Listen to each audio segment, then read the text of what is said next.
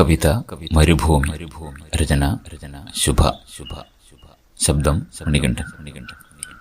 മരുഭൂമി പോലെ ശൂന്യത നിഴലിച്ചു നിൽക്കാറുണ്ട് മനസ്സിൽ. വരികൾ വറ്റിപ്പോകാറുണ്ട് ചില നേരങ്ങളിൽ. തൂലികയുടെ തുമ്പിൽ തങ്ങി നിൽക്കുന്ന ഒരു തുള്ളി മഷി ഒരു വാക്കിനായി പരതാറുണ്ട്. നക്ഷത്രപ്പൂക്കൾ പടർന്നു കയറിയ മരത്തിലേക്ക് ഉറ്റുനോക്കിയിരിക്കാറുണ്ട്. പ്രിയമുള്ളവരുടെ മൗനത്തിനാഴങ്ങൾ അളക്കുവാൻ ഞാൻ എന്നും അശക്തയാണ്.